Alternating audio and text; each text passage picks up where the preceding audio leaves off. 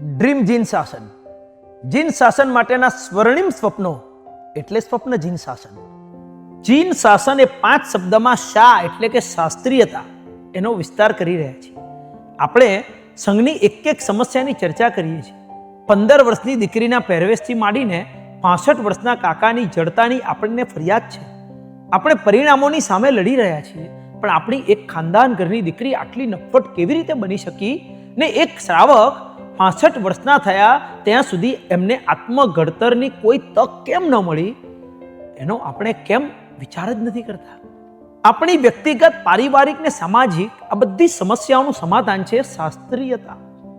સંઘ ને દુનિયાની બધી જ સમસ્યાઓનું સમાધાન છે શાસ્ત્રીયતા. કોકા-કોલા બનાવતી કંપનીની કોઈ ફેક્ટરી હોય, એમાં જમીન, મશીન, સિસ્ટમ, મકાન આ બધું ભેગું કરો, એનાથી પણ વધારે મૂલ્યવાન હોય છે એ પ્રવાહી બનાવવાની થિયરી.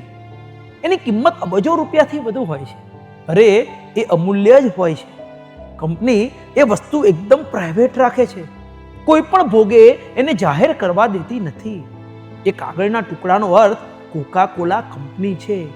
શાસ્ત્રનો અર્થ જીન શાસન છે. નંબર 1, આપણે પોતે શાસ્ત્રોના જ્ઞાતા થઈએ. જેને જીન શાસનની એક્ટિવિટીઝ કરવી છે પણ જીન શાસનનું નોલેજ લેવું નથી, એને હકીકતમાં એક્ટિવિટીઝ પણ નથી કરવી, કારણ કે નોલેજ વગર જે થાય છે એ એક્ટિવિટીઝ હોતી નથી. 1444 ગ્રંથના કરતા પૂજ્ય હરિભદ્ર સુરી મહારાજા કહે છે, ક્રિયા એ સાચી જે જ્ઞાનીની ક્રિયા છે. જ્ઞાની એ સાચો જે યથાશક્તિ ક્રિયા કરે છે.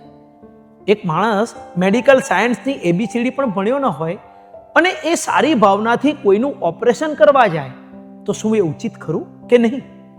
એ શાબાશીને પાત્ર બને કે ઉપાલંબને પાત્ર બને? ઉપદેશ માલા કહે છે, જે અગિતાર્થ વ્યક્તિ સાધના કરે અથવા અગિતાર્થની નિશ્રામાં સાધના કરે અથવા ગચ્છનું સંચાલન કરે તે અનંત સંસારી થાય છે. ચાલો આ શાસ્ત્રીયતાને હૃદયસ્થ કરીએ અને આ શબ્દોને વાગોળતા હજી નેક્સ્ટ એપિસોડમાં આ શબ્દોનો વિસ્તાર કરીએ.